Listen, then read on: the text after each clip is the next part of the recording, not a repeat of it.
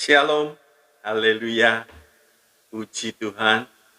Bapak Ibu Saudara yang dikasihi oleh Tuhan, sebelum kita mendengarkan firman Tuhan, mari kita sama-sama berdoa. Bapa, terima kasih, kami bersyukur buat anugerah-Mu yang begitu besar, pertolongan dan perlindungan-Mu yang luar biasa dalam kehidupan kami semua sampai hari ini. Sebentar kami ingin mendengarkan kebenaran firman-Mu. Mari berkati mulut lidah hamba-Mu, bahkan kami semua yang mendengarkan, supaya kami boleh tetap teguh, kokoh di akhir zaman ini. Terima kasih, dalam nama Yesus, hamba-Mu bersyukur. Amin. Shalom, Bapak, Ibu, Saudara yang dikasihi oleh Tuhan. Haleluya. Pasti kabar kita luar biasa, sebab Kristus Yesus ada dalam hidup kita. Nah, pada kesempatan hari ini, saya ingin menyampaikan tentang sadar dan berjaga-jaga.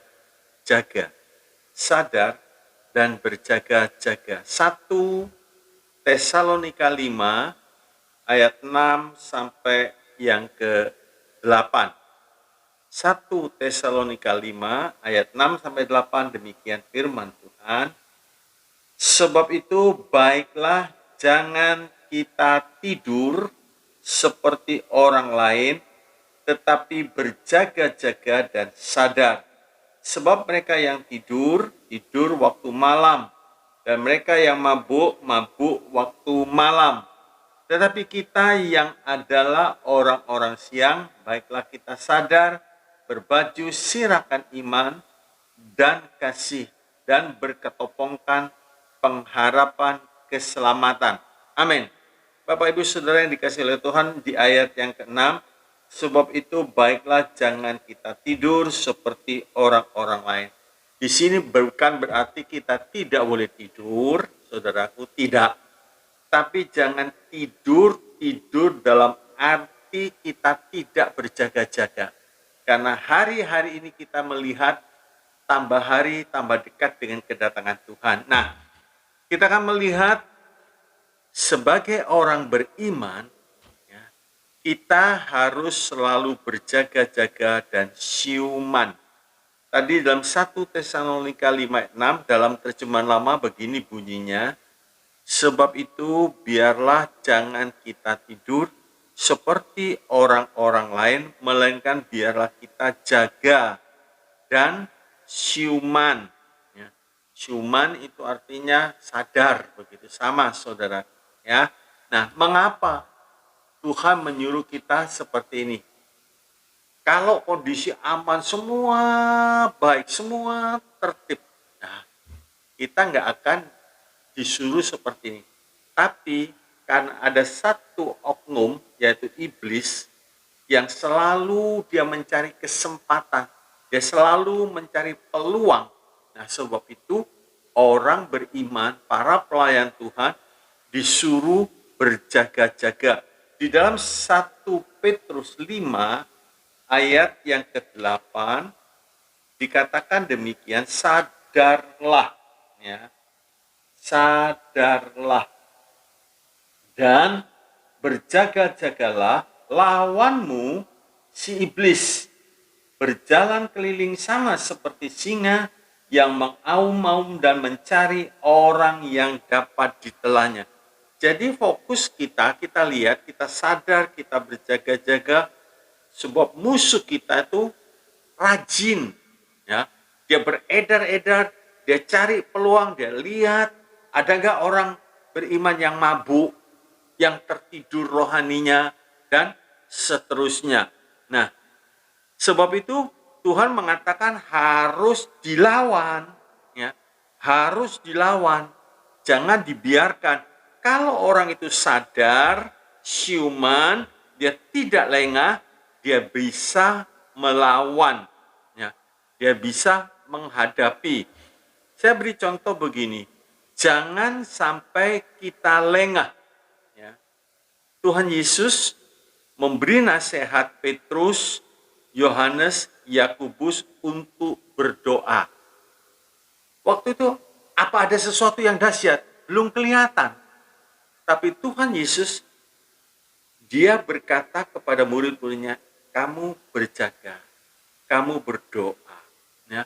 Ternyata nasihat ini tidak ditanggapi. Waktu Tuhan Yesus pergi sepelempar batu, dia lagi berdoa, mereka tertidur. 3 murid ini tertidur. Ya. Berarti dia lengah. Berarti dia nggak sadar. Orang tertidur itu sama seperti orang mati. Diapain aja nggak tahu, saudara.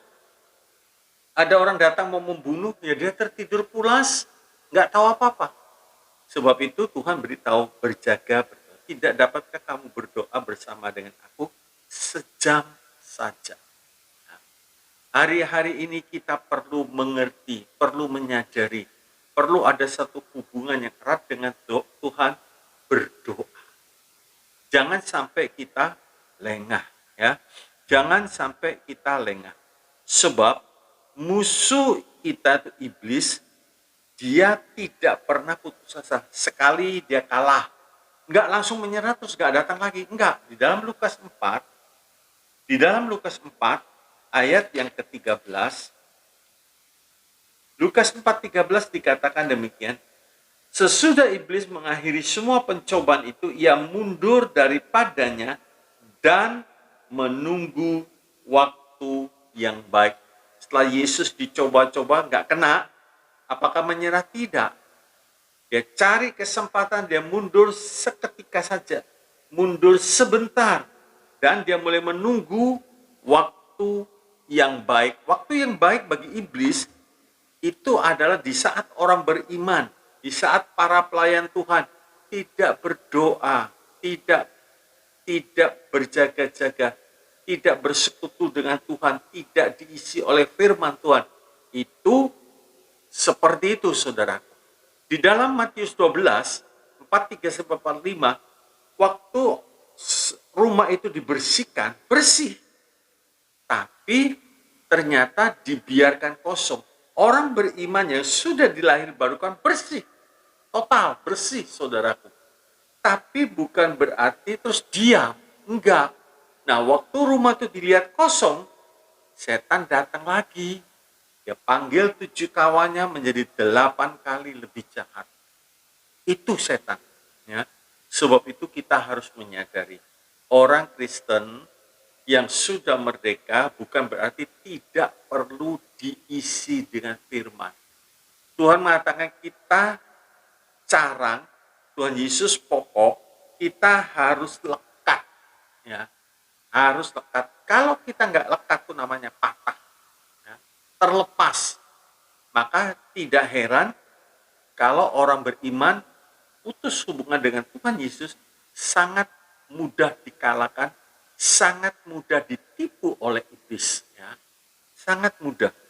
Haleluya. Nah, kita melihat lebih lanjut, waktu Tuhan menyuruh kita sadar dan siuman, berjaga-jaga, itu Tuhan memperingatkan kita di dalam kitab Efesus 6 ayat 11 sampai yang ke-12. Ya. Dikatakan, kenakanlah seluruh perlengkapan senjata Allah supaya kamu dapat bertahan melawan tipu muslihat iblis. Karena perjuangan kita bukanlah melawan darah dan daging, tetapi melawan pemerintah-pemerintah, melawan penguasa-penguasa, melawan penghulu-penghulu dunia yang gelap ini, melawan roh-roh jahat di udara. Saudara perhatikan di ayat yang ke-11 tadi, kenakan.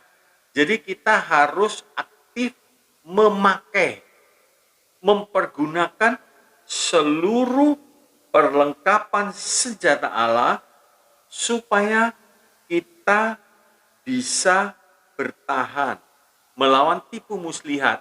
Nah, di ayat 12 kita melihat tipu muslihatnya apa? Ayat 12 dikatakan, karena perjuangan kita bukanlah melawan darah dan daging. Terlalu sering waktu seseorang menyakiti kita, terus kita fokus kepada orang itu. Itulah tipu daya si iblis. Nih, orang ini jahat. Sebenarnya kita harus perang kita cintai orangnya, kita benci dosanya. Ya. Iblis selalu mengalihkan perhatian kita supaya kita bermusuhan, supaya kita benci, supaya kita tidak akur. Nah, kalau sampai itu terjadi, kena tipu oleh setan. Ya. Dan dikatakan peperangan kita melawan penguasa, melawan pemerintah-pemerintah, melawan penghulu-penghulu dunia yang gelap ini. Jadi sekali lagi, kalau kita kenakan seluruh perlengkapan senjata Allah, firman Allah memberikan kita terang. Waktu Daud dimusuhi oleh Saul, mau dibunuh oleh Saul, waktu ada kesempatan Daud mau membunuh Saul, Daud tidak tertipu oleh perkataan orang-orang di dekatnya. Tuhan, ini diserahkan Tuhan kepada Tuanku. Kalau Daud tidak berjaga-jaga, sudah kena tipu. Setan pakai mulut para pengikut Daud. Tapi Daud memakai firman Allah. Jangan menjamah orang yang diurapi oleh Tuhan. Nah, Daud bebas, Daud siuman, Daud sadar tidak sampai membalas orang jahat ini. Enggak. Tapi justru Daud mengampuni. Tidak sampai membunuh. Itu kemenangan. Kita lolos dari tipu muslihat iblis karena kita punya firman. Pedang yang tajam. Pedang firman Allah. Sehingga iblis tidak mendapat kesempatan dari kita. Ya. Setan tidak dapat kesempatan karena kita punya firman. Firman itu pelita, firman itu terang, sehingga kita bisa melihat, oh ini gerak-gerik tipu muslihat iblis. Jangan sampai kita terpancing, saudaraku ya. Istimewa dalam keadaan seperti ini, jangan sampai kita fokus kita melihat orang yang menyakiti, merugikan kita, dan lain sebagainya. Jangan sampai seperti itu, saudaraku ya. Nah, di sini kita melihat beberapa contoh, saudaraku ya. Kalau orang beriman, apalagi sebagai pelayan Tuhan, tidak memiliki kesadaran akan hidupnya, maka ia begitu mudah mengatakan, saya kurang apa? Ya, saya kurang apa? Dalam pelayanan, oke. Ya. Dalam ibadah, oke, gak pernah bolos, saudaraku. Ya. Dalam memberi persembahan, oke. Terus kurang apa lagi? Kurang apa lagi? Nah, orang seperti ini nggak sadar, saudara. Jadi pada waktu dinasehati, kurang apa sih saya ini? Kurang apa coba? Pelayanan saya oke, ibadah saya oke, persembahan saya oke, kesetiaan saya oke, dan seterusnya. Ini sama dengan orang muda yang datang kepada Tuhan. Dia berkata demikian, Matius 19 ayat 26, Matius 19 ayat 16 sampai 26. Matius 19 ayat 16 sampai yang ke-26. Dikatakan demikian. Ada seorang datang kepada Yesus dan berkata, Guru, perbuatan baik apakah yang harus kuperbuat untuk memperoleh hidup yang kekal? Dia bertanya gini karena dia merasa sudah oke menurut dia. Nah, kita lihat percakapan ini 17. Jawab Yesus, apakah sebabnya engkau bertanya kepadaku tentang apa yang baik? Hanya satu yang baik, tetapi jikalau engkau ingin masuk ke dalam hidup, turutilah segala perintah Allah.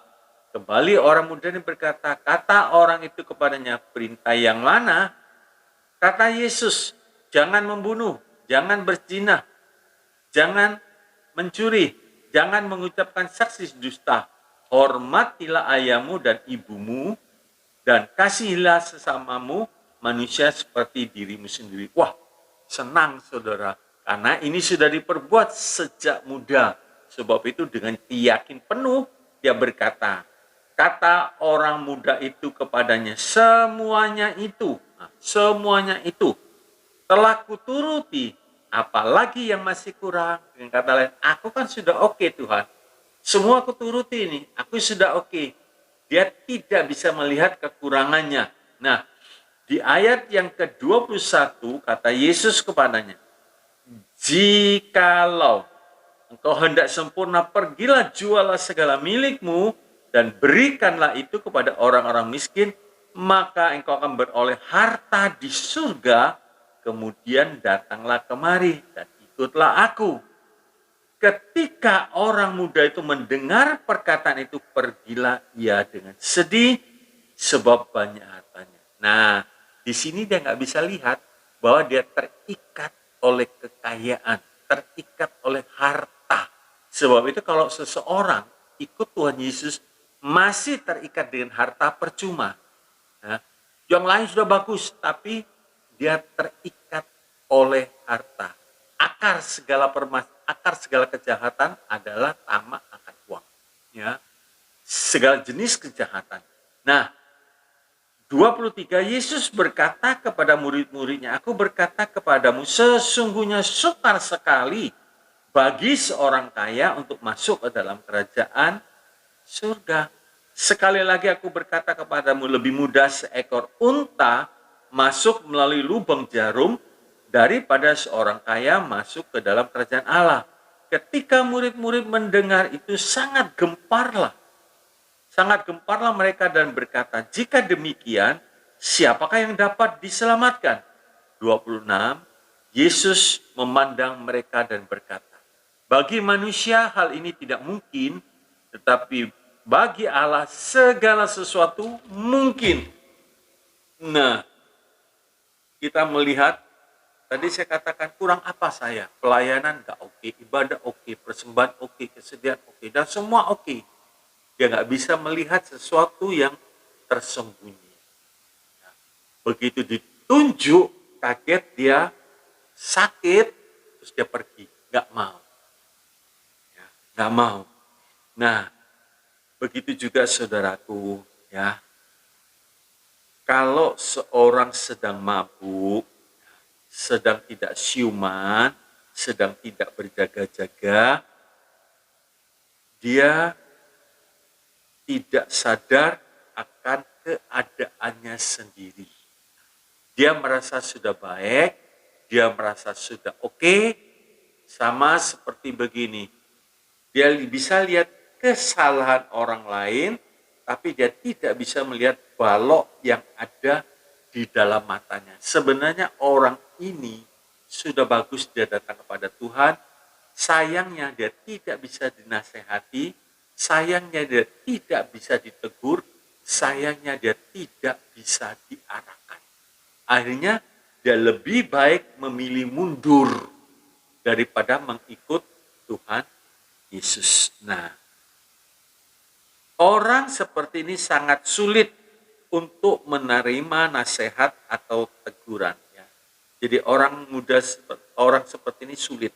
Beberapa contoh, ya. Orang seperti ini sulit menerima teguran atau nasihat. Beberapa contoh. Satu, di dalam Lukas 18,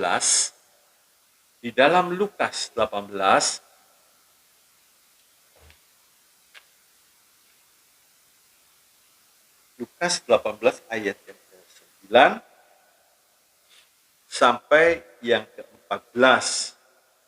Tuhan memberikan perumpamaan tentang seorang Farisi dan pemungut cukai.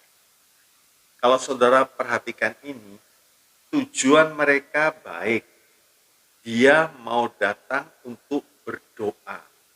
Tapi ternyata setelah datang, terus dia melihat ada orang di sampingnya. Nah, di sini mulai merasa dirinya VIP. Coba kita baca Lukas 18 ayat 9. Dan kepada beberapa orang yang menganggap dirinya benar dan memandang rendah semua orang lain, Yesus pun mengatakan perumpamaan ini. Ada dua orang pergi ke bait Allah untuk berdoa.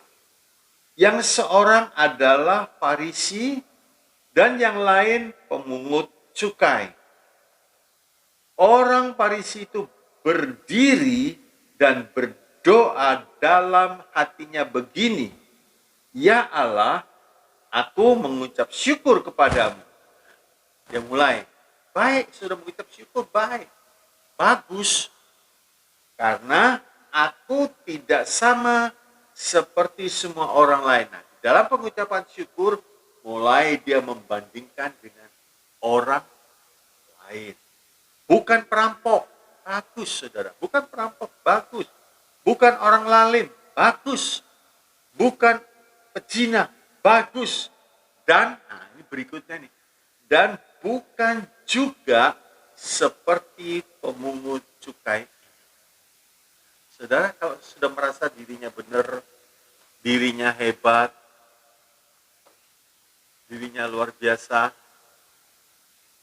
Nah, waktu dia mulai membandingkan karena dia punya pegangan. Saya bukan pezina, saya bukan perampok, saya bukan orang lalim, dan seterusnya. Mulai ya. Ini loh, gak seperti yang ini loh, pemungut cukai. Terus, dia tunjukkan lagi kelebihannya. Aku berpuasa 2 kali seminggu. Aku memberikan 1/10 dari segala penghasilanku. Bagus saudara. Puasa bagus, kembalikan perpuluhan wajib. 13, tetapi pemungut cukai itu berdiri jauh-jauh. Bahkan ia tidak berani menengadah ke langit. Melainkan ia memukul diri dan berkata, "Ya Allah, kasihanilah aku orang berdosa." Nah, kalau kita melihat saudara, tujuannya bagus, tapi mulai dia cari kelemahan kesalahan orang lain. Ya. Di ayat 13 pemungut cukai itu gak berani. 14, aku berkata kepadamu, orang ini pulang ke rumahnya sebagai orang yang dibenarkan Allah, dan orang lain itu tidak. Sebab barang siapa meninggikan diri, ia akan direndahkan, dan barang siapa merendahkan diri, ia akan ditinggikan. Kalau kita bisa mentaati firman Allah di dalam kehidupan kita, bukan karena kebaikan kita, bukan karena kuat gagah, tapi semua karena kasih anugerah Allah, sehingga memampukan kita untuk taat. Sebab itu jangan sombong. Kalau rohani kita dalam tanda petik lebih tinggi, lebih bermutu daripada yang lain, justru kita harus menopang orang yang sedang lemah, orang yang sedang kurang. Jangan menyombongkan diri seperti orang Farisi. Orang seperti ini gak sadar, akhirnya jadi sombong. 2. Matius 9, 14 sampai 17. Matius 9 ayat 14 sampai 17. Tentang puasa. Ya. Kemudian datanglah murid-murid Yohanes kepada Yesus dan berkata, "Mengapa kami dan orang Farisi berpuasa tetapi murid-muridmu tidak?" Jawab Yesus kepada mereka, "Dapatkah sahabat-sahabat mempelai laki-laki berduka cita selama mempelai itu bersama-sama mereka? Tetapi waktunya akan datang, mempelai itu diambil dari mereka, dan pada waktu itulah mereka akan berpuasa. Tidak seorang pun menampalkan secara kain yang belum susut pada baju yang tua. Karena jika demikian, kain penampal itu akan mencabik baju itu lalu makin besar koyaknya. Begitu pula anggur yang baru tidak diisikan ke dalam kantong kulit yang tua. Tetapi jika demikian, kantong itu akan koyak sehingga anggur itu terbuang dan kantong itu pun hancur. Tetapi anggur yang baru disimpan orang dalam kantong yang baru pula. Dan dengan demikian terpelihara keduanya. Nah, puasa bagus, tapi puasa bukan untuk menyombongkan diri. Ya, bukan untuk menyombongkan diri. Di sini Tuhan memberikan satu pelajaran. Kalau ada mempelai itu apa puasa? Kalau mempelai itu pergi baru puasa. Kalau hadirat Tuhan terus memenuhi kehidupan kita, kita terus memiliki kantong kulit yang baru. Ya, maka hal seperti itu tidak perlu dikerjakan. Ya. 3 Yohanes 3 ayat 1 sampai 7. Ya. Yohanes 3 ayat pertama sampai 7. Tentang seorang Nikodemus, ya. Saya tidak akan bacakan, saudaraku. Nikodemus tidak bisa menangkap apa yang sedang dibicarakan oleh Tuhan Yesus karena menurut akalnya dia pikir secara perkataan Tuhan Yesus secara jasmani. Lah, gimana aku segede ini masuk lagi ke dalam rahim ibuku? Kan nggak mungkin. Nah, di sini Tuhan memberitahu, ya, apa yang dilahirkan dari roh, apa yang dilahirkan dari daging adalah daging. Dan apa yang dilahirkan dari roh adalah roh. Janganlah engkau heran, karena aku berkata kepadamu, kamu harus dilahirkan kembali. Jadi, untuk menangkap pembicaraan Tuhan Yesus yang menurut Nikodemus tidak masuk di akal, harus mengalami kelahiran baru. Baru dia bisa sadar nanti. 4. Lukas 7 ayat yang ke-30 sampai 31. Ya. Lukas 7 ayat 30. Tetapi orang-orang Farisi dan ahli-ahli Taurat menolak maksud Allah terhadap diri mereka karena mereka tidak mau dibaptis oleh Yohanes. Kata Yesus, dengan apakah akan kupamakan? Ya. Orang-orang dari angkatan ini, dan dengan apakah mereka itu sama? Apakah mereka itu sama? Mereka itu seumpama anak-anak yang duduk di pasar dan saling menyerukan, kami meniup suriring bagimu, tetapi kamu tidak menari. Kami menyanyikan hidung duka, tetapi kamu tidak menangis. Karena Yohanes Pembaptis datang, ia tidak makan roti dan tidak minum anggur, dan kamu berkata, ia kerasukan setan. Kemudian anak manusia datang, ia makan dan minum, dan kamu berkata, lihatlah, ia seorang pelahap dan peminum, sahabat pemungut cukai dan orang berdosa. Orang yang tidak dilahirkan kembali, baptisan, tidak mau ambil baptisan, itu dia sedang menolak kebenaran.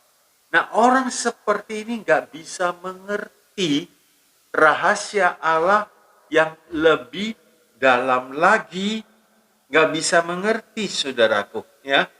Nah, di sini dia mulai berkata, Yohanes waktu datang tidak makan roti, tidak minum anggur, dikatakan kerasukan setan. Sedang Tuhan Yesus datang, makan, minum, sahabat orang berdosa, sahabat pemungut cukai, dikatakan dia orang berdosa. Jadi orang seperti ini sulit, saudaraku, sulit untuk diberi dan menerima nasihat. Nah, kita sekarang melanjutkan. Kalau seorang bisa menyadari keadaan yang sebenarnya, ya, maka mudah sekali untuk berubah. Kalau seorang bisa menyadari keadaan yang sebenarnya, maka mudah sekali untuk berubah. Dan bisa mengalami satu pertumbuhan yang luar biasa. Saya beri contoh satu. Dalam 1 Korintus 15, 1 Korintus 15 ayat 8 sampai yang ke-10. 1 Korintus 15 ayat 8 sampai yang ke-10 demikian. Dan yang paling akhir dari semuanya, ia menampakkan diri juga kepadaku sama seperti kepada anak yang lahir sebelum waktunya. Ini Paulus menceritakan tentang keadaannya sendiri. dia sadar, dia mengerti, dia rasul terakhir yang dicari, yang didapatkan. Dan 9, karena aku adalah yang paling hina dari semua rasul, sebab aku telah menganiaya jemaat Allah. Dia berkata gini, aku ini rasul yang paling hina. Terus dia sadar, aku sedang menganiaya jemaat Allah. Ya. Dia sadar, terus dia menemukan kuncinya di ayat 10. Tetapi karena kasih karunia Allah, aku adalah sebagaimana aku ada sekarang. Dan kasih karunia yang dianugerahkannya kepadaku tidak sia-sia. Sebaliknya, aku telah bekerja lebih keras daripada mereka semua. Tetapi bukannya aku, melainkan kasih karunia Allah yang menyertai aku. Jadi Paulus sadar, waduh aku ini terakhir. Jadi dengan katanya dia ngebut, dia sungguh-sungguh, dia pakai kasih karunia itu dengan baik, terus dia berhasil. Terus Paulus mengatakan, bukan aku. Kalau aku ada sebagaimana aku anak, bukan karena aku. Di ayat 10 dikatakan, saudaraku, melainkan kasih karunia Allah yang menyertai aku. Sebab itu, orang yang sadar bisa menyadari keadaan yang sebenarnya, maka orang ini mudah berubah. Waktu dia dipakai Tuhan, bukan aku. Aku ini orang yang hina. Aku dulu penganiaya jemaat Allah. Terus sekarang dipakai luar biasa, bukan aku, tapi karena kasih karunia. Haleluya. Ya. Begitu juga Tuhan memberikan satu perumpamaan pekerja di kebun anggur. Ya.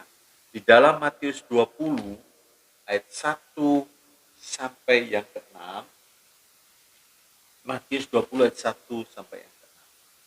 Adapun hal kerajaan surga sama seperti seorang tuan rumah yang pagi-pagi benar keluar mencari pekerja-pekerja untuk kebun anggur. Setelah ia sepakat dengan pekerja-pekerja itu mengenai upah sedinasari, ia menyuruh mereka ke kebun anggur. Kira-kira pukul 9 pagi, ia keluar pula dan dilihatnya ada lagi orang-orang lain menganggur di pasar. Katanya kepada mereka, pergilah juga kamu ke kebun anggurku, dan apa yang pantas akan kuberikan kepadamu. Dan mereka pun pergi. Kira-kira pukul 12 dan pukul 3 petang, ia keluar pula dan melakukan sama seperti tadi.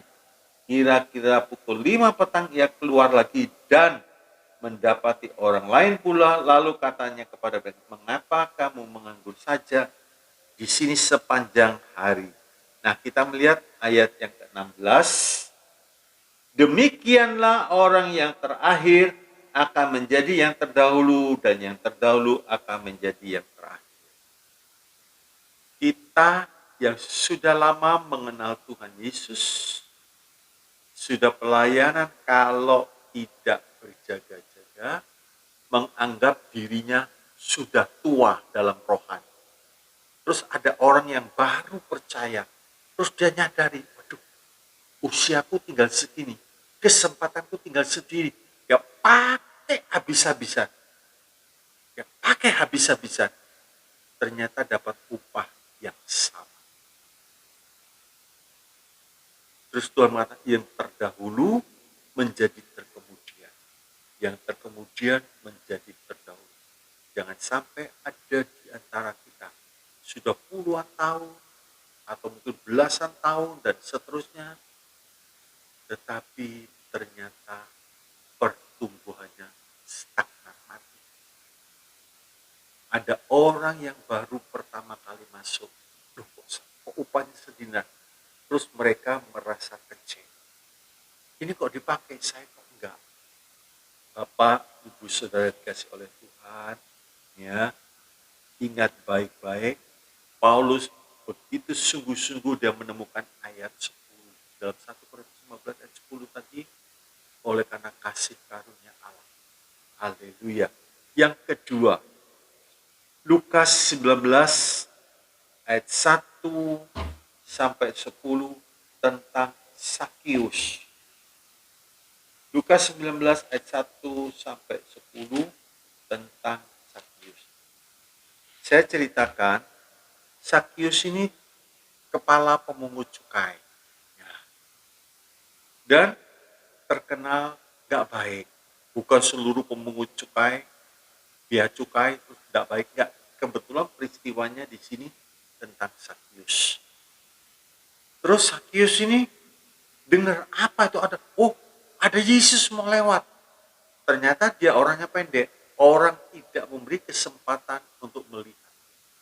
Tapi karena hatinya haus, hatinya ingin melihat, ingin mendengar siapa si Yesus itu. Akhirnya dia naik di atas pohon. Wah, sekarang bisa lihat dia lebih tinggi daripada yang lain. Tuhan Yesus nggak tahu kalau ada Sakyus di pohon. Tuhan Yesus lewat pas persis di bawah pohon Sakyus. Yesus menengadah, Sakyus turun, aku mau masuk. Nah, orang seperti ini turun, saudara, turun langsung, diperintahkan begitu turun, langsung turun. Terus dia berkata di Lukas 19 ayat 9, ayat yang ke-8 lebih dahulu, tetapi Sakyus berdiri dan berkata kepada Tuhan, Tuhan, setengah dari milikku akan kuberikan kepada orang miskin. Dan sekiranya ada sesuatu yang kuperas dari seseorang, akan kukembalikan 4 kali lipat. Kata Yesus kepadanya, hari ini telah terjadi keselamatan kepada rumah ini, karena orang ini pun anak Abraham. Sebab anak manusia datang untuk mencari dan menyelamatkan yang hilang. Jadi saudara, lihat, saudara perhatikan akan hal ini. Sakyus tidak mau. Sakyus, mungkin yang lain nggak tahu kalau ada Sakyus di atas pohon. Tapi gara-gara Tuhan berkata, Sakyus turun. Orang lihat ke atas. Pemungut cukai, kepala pemungut cukai naik di pohon. Seperti orang tidak ada kerjaannya saja. Tapi waktu dia turun, roh Allah menjawab, Tuhan, aku kembalikan 4 kali lipat. Kalau ada yang kuperas, separuh hartaku kuberikan kepada orang miskin. Dan Tuhan berkata, hari ini keselamatan terjadi. Karena dia juga terbilang daripada anak Abraham. Haleluya. Yang ketiga, Yohanes 21 ayat 15 sampai yang ke-19. Tuhan Yesus bertanya kepada Petrus. Sebab apa pertanyaan ini?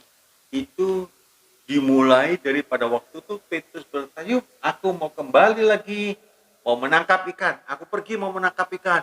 Dan yang lain ikut. Ya. Yang lain ikut. Nah.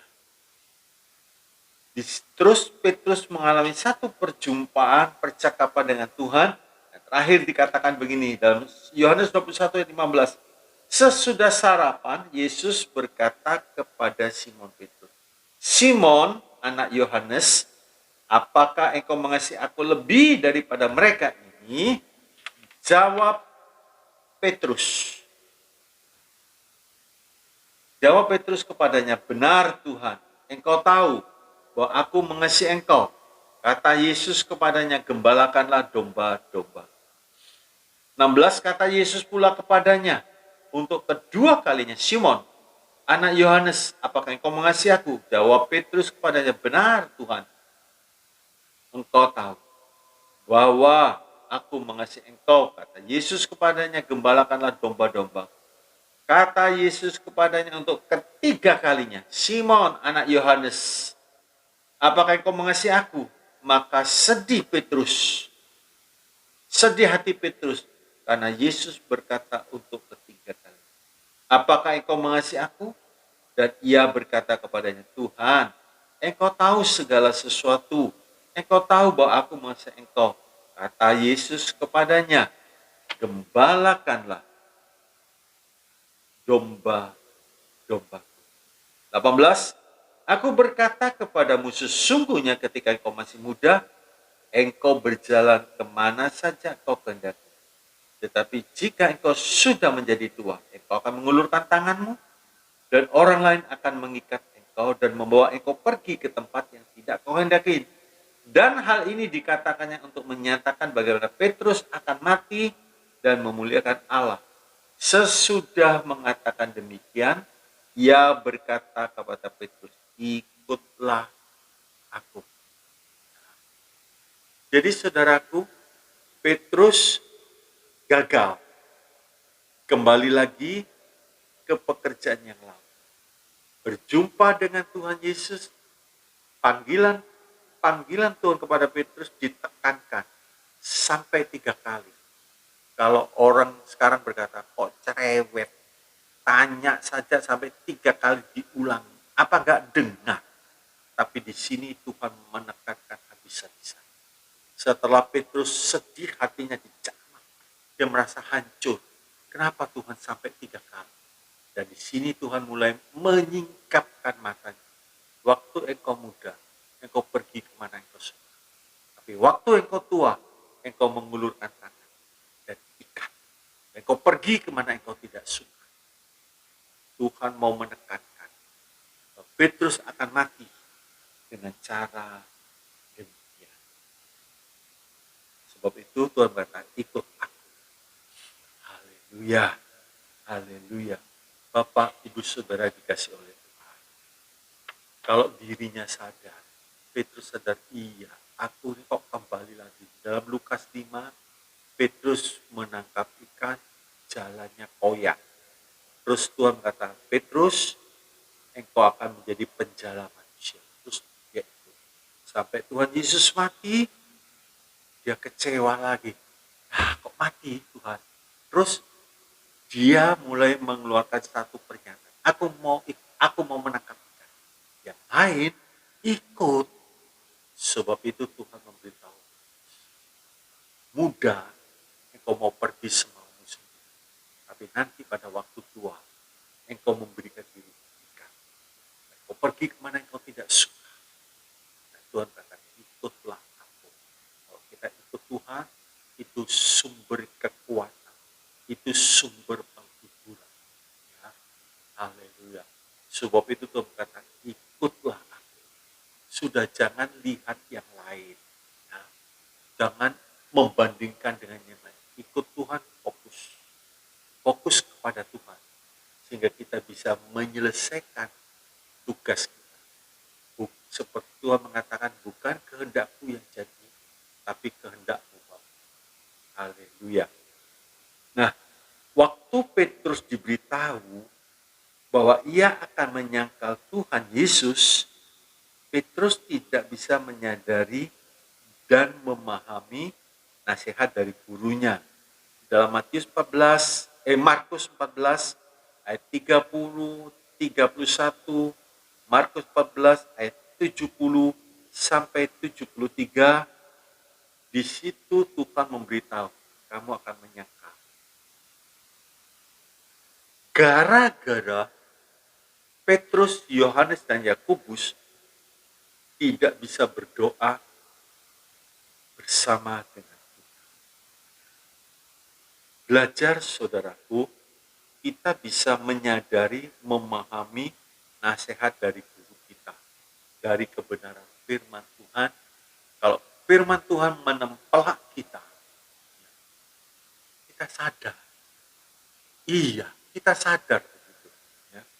Setiap orang beriman, pelayan Tuhan, hendaknya memiliki hati yang bisa menerima nasihat atau teguran dari pemimpin. Setiap orang beriman, pelayan Tuhan, hendaknya memiliki hati yang bisa menerima nasihat atau teguran dari pemimpin, dari sesama pelayan, dari sesama jemaat, supaya kita tidak jatuh dalam dosa kesombongan.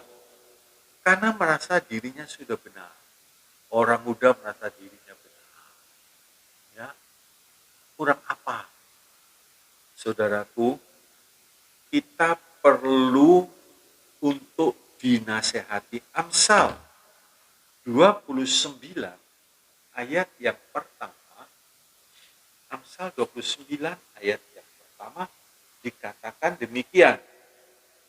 Siapa bersih tegang leher, walaupun telah mendapat teguran, akan sekonyong-konyong diremukkan tanpa dapat dipulihkan. Amsal 10 ayat 17. Amsal 10 ayat 17 dikatakan demikian. Siapa mengindahkan didikan menuju jalan kehidupan, tetapi siapa mengabaikan teguran tersesat. Lagi 13 ayat yang ke-18. Kemiskinan dan cemooh menimpa orang yang mengabaikan didikan. Tetapi siapa yang mengindahkan teguran, ia dihormati. Jangan alergi terhadap nasihat, jangan alergi terhadap teguran. Saya beri satu contoh. Naaman ini seorang panglima Raja Aram sakit. Waktu dia menyerbu Israel, dia membawa tawanan. Nah, salah satu tawanan gadis kecil berada di rumah Naaman. Ya, pasti otomatis si gadis ini melihat mungkin Naaman ganti baju dan lain sebagainya. Loh, kok kusta? Tapi pada waktu pakai pakaian kebesaran nggak kelihatan. Terus si gadis ini berani-beraninya ngomong, saudara. Nah, di sini kita melihat kerendahan hati dari Naaman. Dia omong, Tuhan, kalau Tuhan mau pergi ke Samaria, di situ ada nabi yang menyembuhkan. Padahal Lukas 4 ayat 27 mengatakan ada banyak di Israel orang sakit kusta, tapi tidak ada satu pun yang disembuhkan. Loh, dari mana? Dia begitu yakin. Gadis ini berkata kepada Naaman bahwa kalau kamu datang ke Israel, kamu sembuh. Dari mana? Gak pernah membayangkan kalau gak sembuh, mati gadis ini. Mati, saudara. Tapi dia begitu yakin. Dia berkata. Dan herannya, Naaman ini seorang panglima sepertinya sudah gak punya pikiran yang waras, saudara. Dinasehati oleh seorang tawanan yang masih muda. Kalau yang nasehati sesama jenderal begitu, sesama orang tinggi pangkatnya, mungkin masuk akal, saudara. Tapi di sini Naaman langsung mengikuti, bahkan lebih konyol lagi, dia berkata kepada raja, Raja, aku mau pergi ke Israel, ke Samaria, karena aku minta disembuhkan di sini. Dan rajanya nurut, saudara, memberikan surat pengantar, ya, terus. Tetapi Naaman ini punya pemikiran, wah kalau aku datang di Samaria, nanti nabinya itu keluar menemui aku, goyang-goyangin tangan, disakitku, dan begini. Itu sudah dalam pemikirannya. Sampai di tempat Elisa nggak keluar. Elisa menyuruh budaknya, tuh kasih tahu, mandi 7 kali di sungai Yordan. Marah, saudara. Ini panglima tidak ditemui, malah dalam tanda petik sepertinya diejek, sepertinya dihina. Udah gak ditemui, disuruh pergi mandi di sungai Yordan. Naaman berkata, Abana dan Parpar itu sungainya jauh lebih bersih. Ini sungai yang kotor, disuruh mandi di situ. Marah dia. Setelah dia marah, dia mau pergi. Dia nggak mau. Tapi untungnya Naaman memang orang yang benar. Pengikutnya, pengawal-pengawal. Tuanku, kalau Nabi itu menyuruh Tuhan untuk mengerjakan sesuatu yang sukar, apakah Tuhan nggak ikut? Ini kan disuruh gampang. Masuk di sungai Yordan, tenggelam, keluar, sampai 7 kali. Gampang kan? Akhirnya Naaman bisa ngikuti, saudara. Bukan, nggak mudah loh, saudara. Orang yang kedudukannya tinggi, bisa menerima nasihat, bisa rendah hati itu nggak gampang. Orang kaya aja belum tentu bisa dinasehati. Sombong. Yang nasihatiku, yang menasehati aku, orang kaya ini, lu punya apa? Berani-berani nasihat, lu berani-berani negur. Apalagi kalau orang itu pendidikannya tinggi. Dia berkata, lu kan pendidikannya apa? Kok berani negur gua? Itu rata-rata seperti itu, saudara. Tapi ini Naaman panglima diberitahu bawahannya nurut. Waktu dia nurut, kerendahan hati itu membawa mujizat. Kerendahan hati membawa pertolongan. Orang yang rendah hati akan ditinggikan oleh Tuhan. Waktu dia keluar, bus, jadi sesuatu yang baru, kulitnya seperti kulit bayi lagi. Wah, luar biasa. Betapa senangnya saudaraku. Haleluya. Naaman menerima nasihat, Naaman disembuhkan. Kesimpulannya, satu, jangan merasa diri sendiri benar. Jangan merasa diri sendiri benar, sehingga tidak perlu lagi dinasehati atau ditegur. Orang seperti ini tidak sadar. Jangan merasa diri sendiri benar, sehingga tidak perlu lagi dinasehati atau ditegur. Orang seperti ini tidak sadar. Tidak sadar. Di dalam Yohanes 8 ayat 30 sampai 37. Orang ini membanggakan tentang keturunannya. Ya.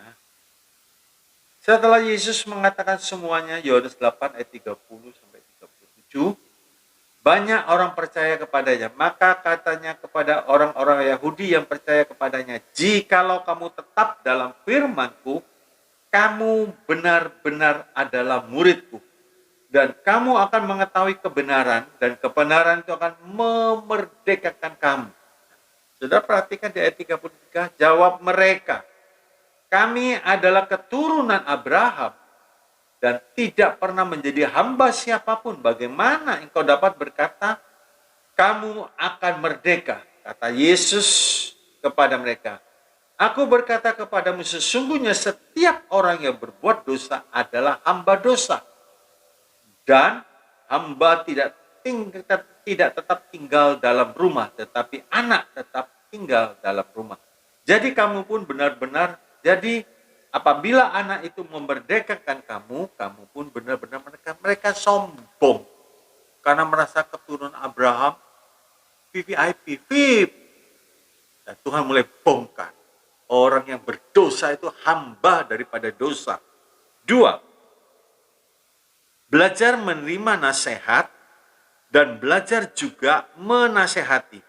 Belajar menerima nasihat dan belajar juga menerima dan juga menasehati. Jadi belajar menerima nasihat dan belajar juga menasehati. Kolose 3, 16, 1 Tesalonika 5, 11. Dan saudara perhatikan tujuan daripada nasihat adalah saling membangun. 3. Menasehati dengan pimpinan Roh Kudus, hasilnya sangat indah.